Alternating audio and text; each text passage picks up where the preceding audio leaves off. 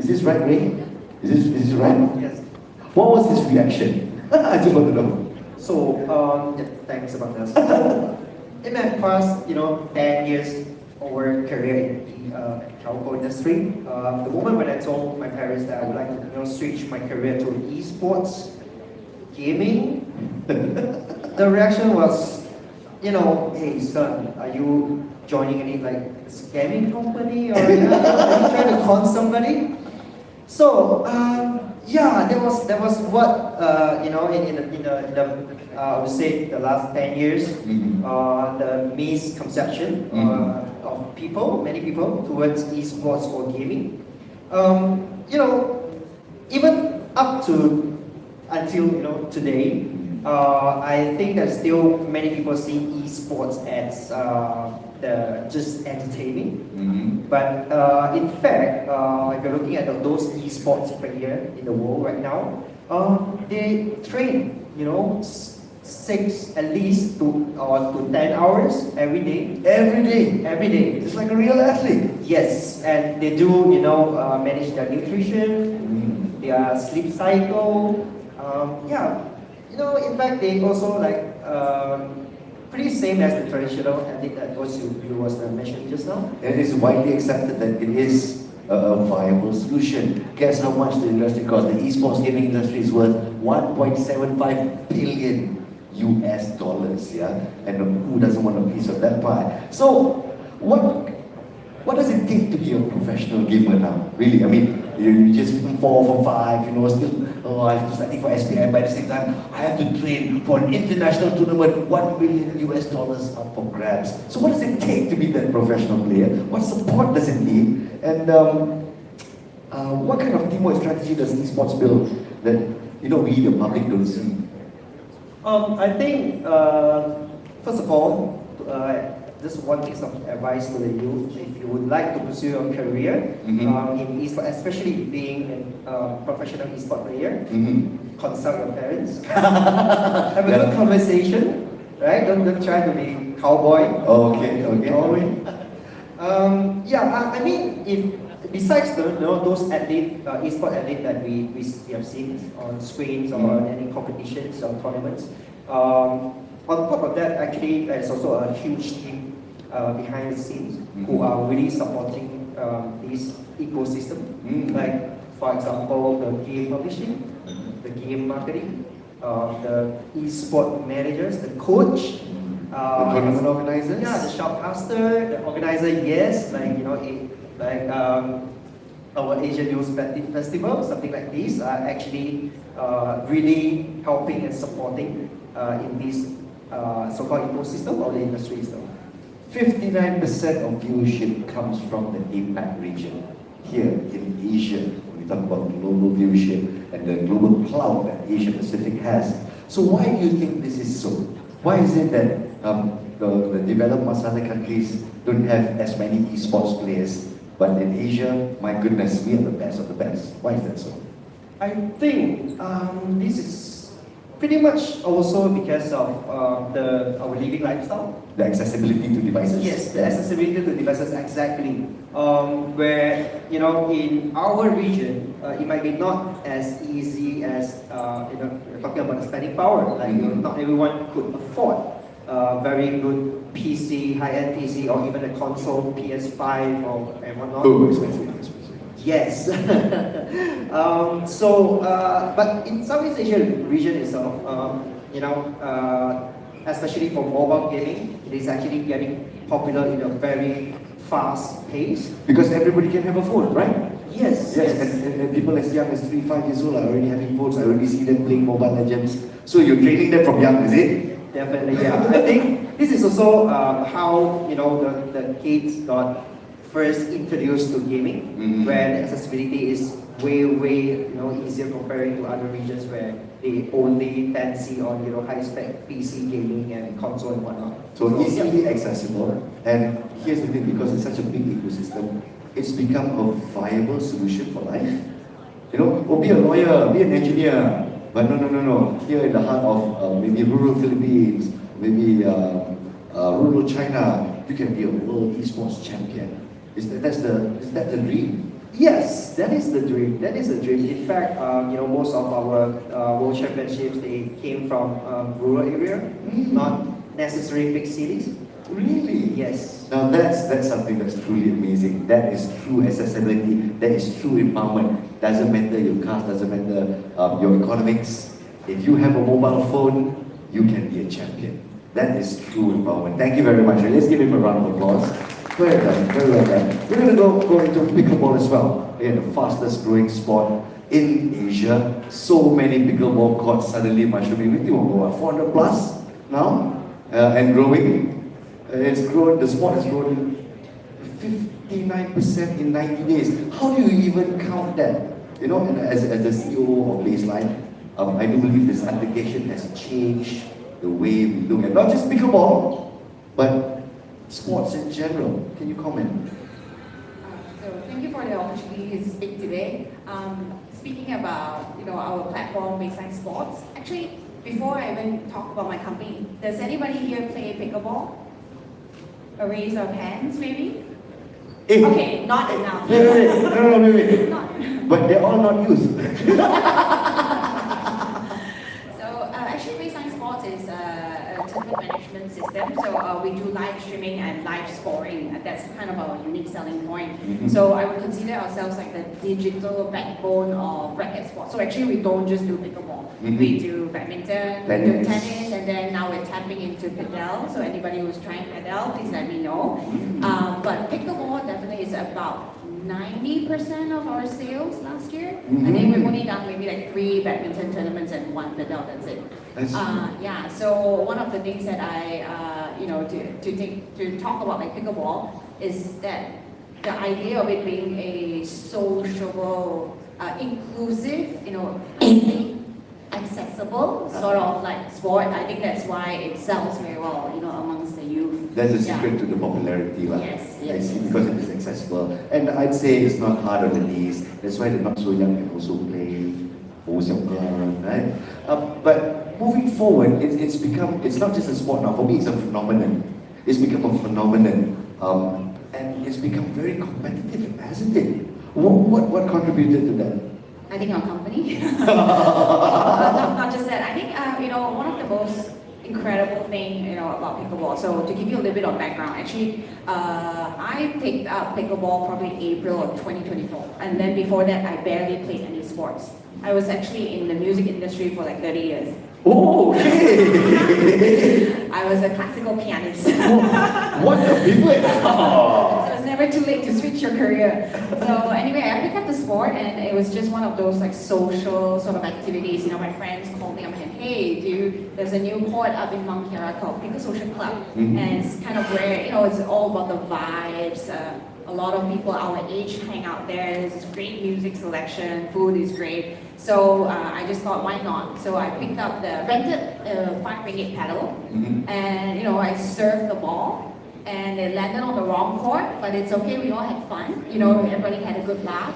But the interesting thing, about it is when you feel like you belong. So one of the things that I love about pickleball is that whole, we're talking about accessibility, right? It's not just about like the cost, of like how much to pay for the court or the paddle.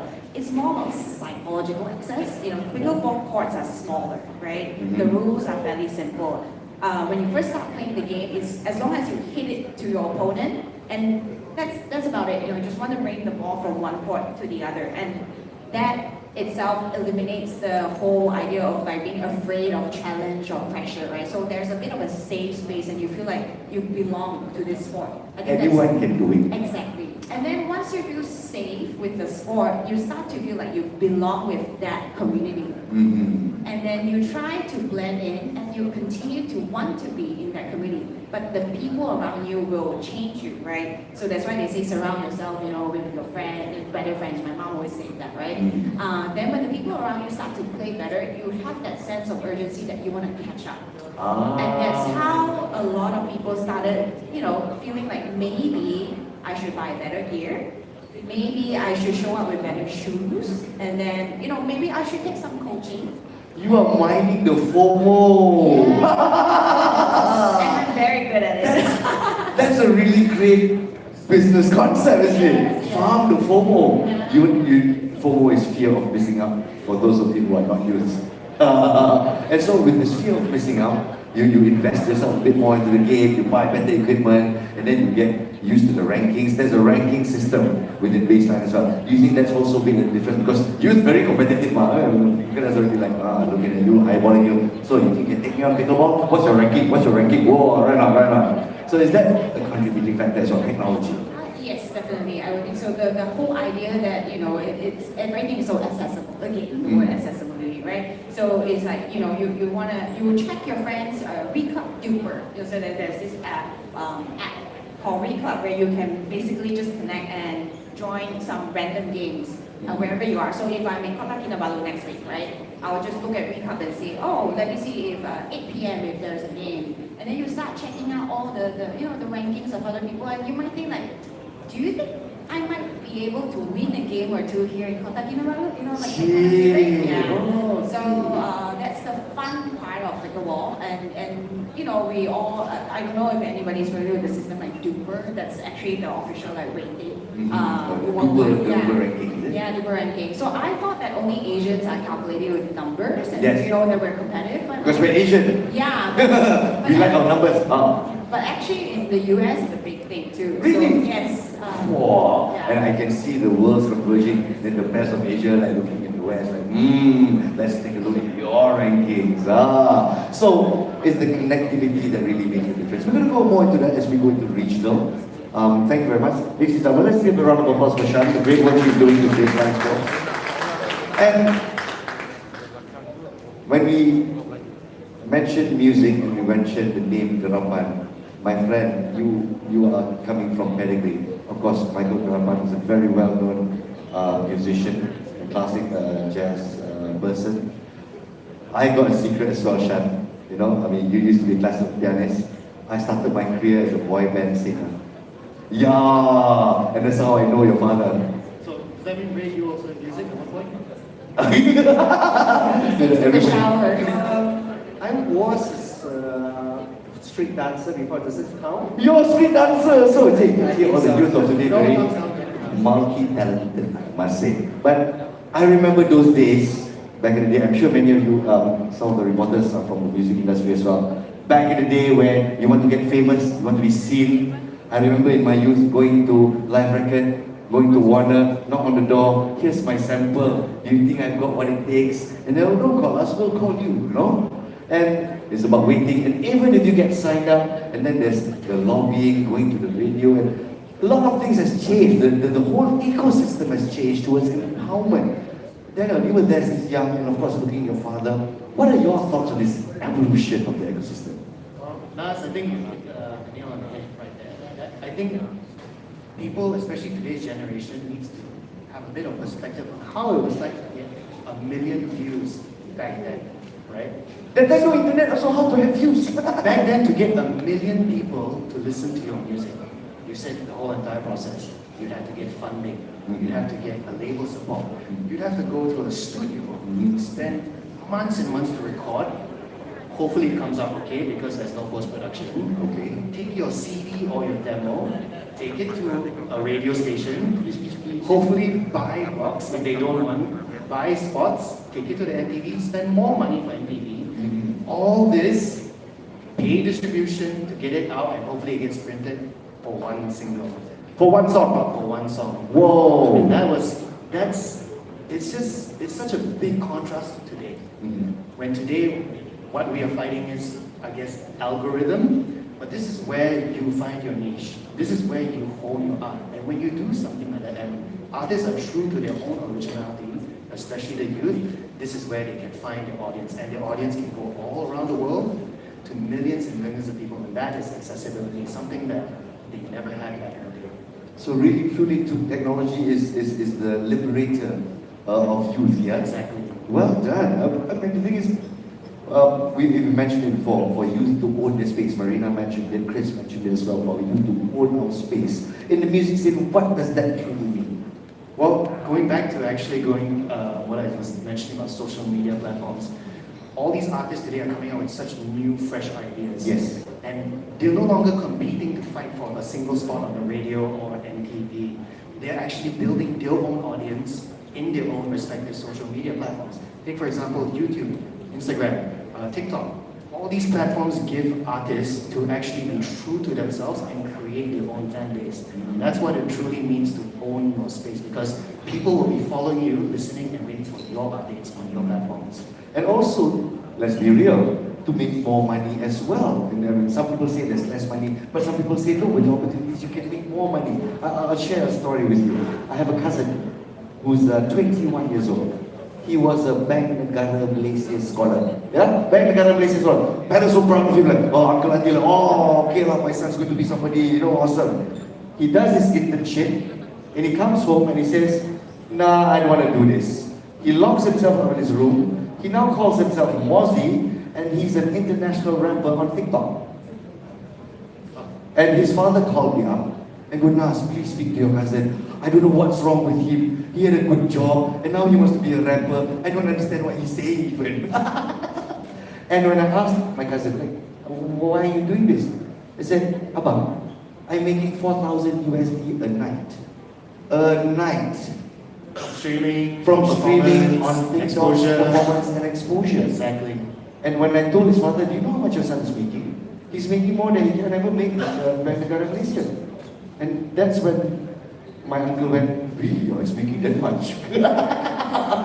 And so, we come back to the empowerment and building your career as well. It is now a very viable solution to do it by yourself. Definitely. You don't have too much restrictions as well. Nowadays, you have a lot of the rise of the bedroom producers, as we call. The bedroom The producer. bedroom producers, where they're creating hit tracks in their own bedroom with actually very basic, not really expensive equipment. In fact, a computer, some headphones, audio interface, and they're making hit tracks. They're collaborating with artists, big names. We're talking really big names all across the world from their own bedroom. So they don't have to even go to an expensive studio. Things, this old mind of mine is just trying to wrap things around the process, but I'm sure I am the dinosaur that needs to let you guys take full charge. So as we wrap things up, to connect all the dots together. So what does it mean for the youth of Asia as well? We're talking about a region that is most diverse, so many cultures, so many languages. How do collaborations even begin with this particular barrier? I'll go with music first. What's stopping a Filipino from collaborating with the Japanese guy? They don't speak each other's language. Absolutely nothing. There is no reason for no collaboration in today's day and age. You have influence from so many different genres. I mean, K-Wave is such a huge, big thing now. Everyone listens to some sort of K-pop or Korean music. They listen to, but Korean music draws influence from a lot of Thai beats, Afro beats, all across the world. They draw from not just, they draw from hip-hop, they draw from so many subcultures. And people in different around the regions, Philippines, Indonesia, they're taking all these and throwing in their own cultural influences from dangdut and everything as well into more hip-hop style. And this is how things keep fresh. And so music is it's one of those great things because it transcends language. You don't really need to understand what the lyrics is. You can feel the vibe, you can feel the music, and there we go. That's beautifully said, man. That's really beautifully said. And of course, we're hoping that the Asian Youth Festival will be that one-stop center for all youth to collaborate when it comes to music.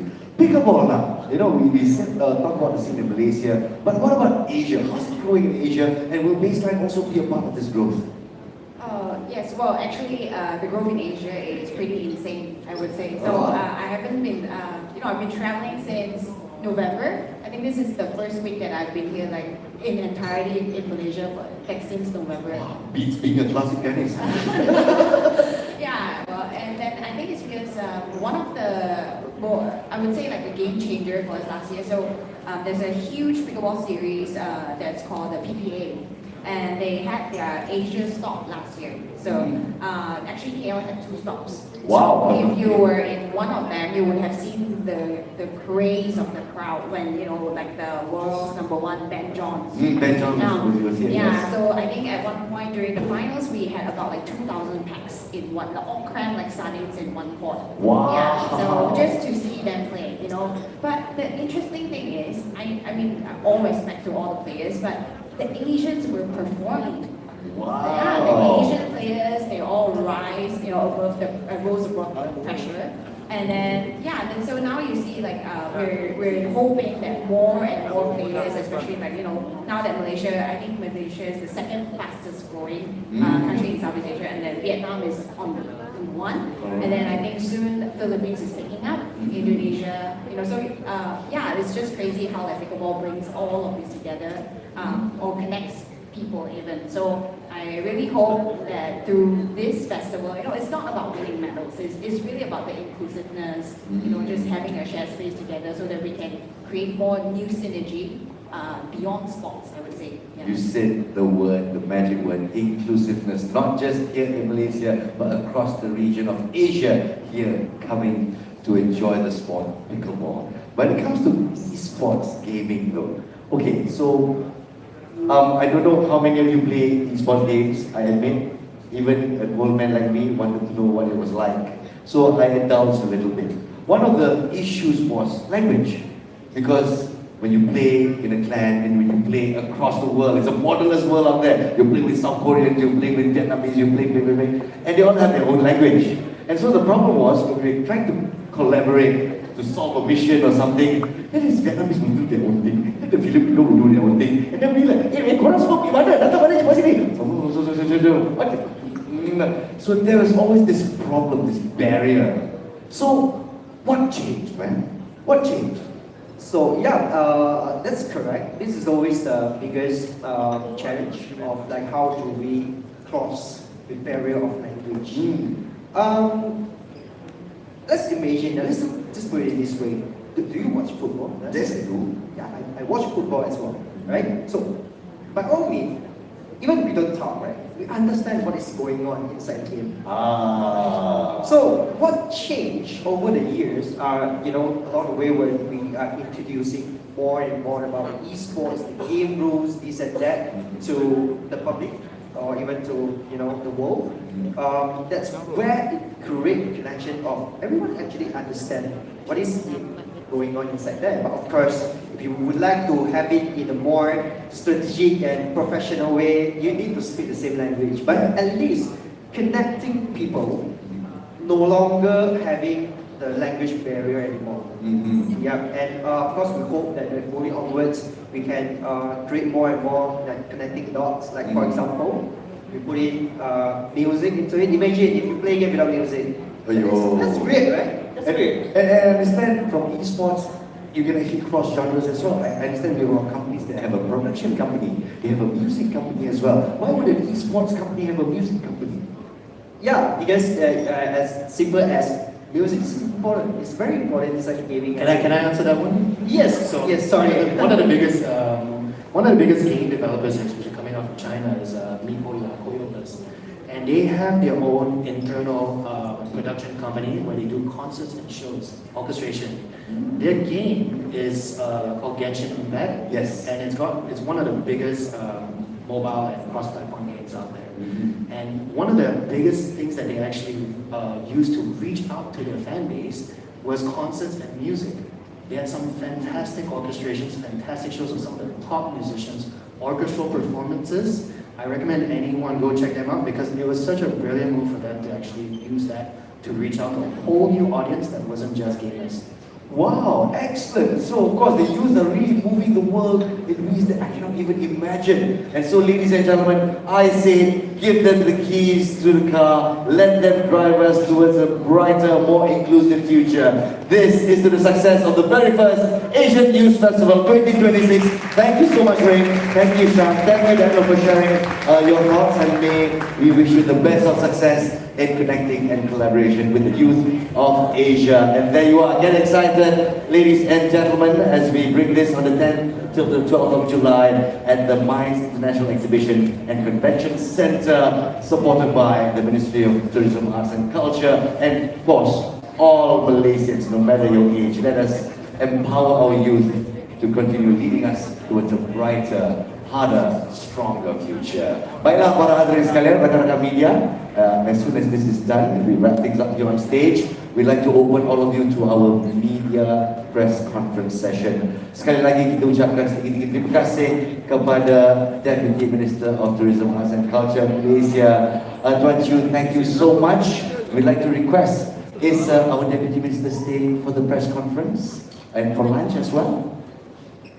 Oh, unfortunately, our Deputy Minister is a busy man after all. We still appreciate your presence and your continued support towards programs such as this for our youth. Ladies and gentlemen, let's give our Deputy Minister a big round of applause as well. Thank you very much as we announce the departure of the Deputy Minister of the Ministry of Tourism, Arts and Culture. In the meantime, to our panelists, we'd like to invite you back to your seats. Dipersilakan. And let's have a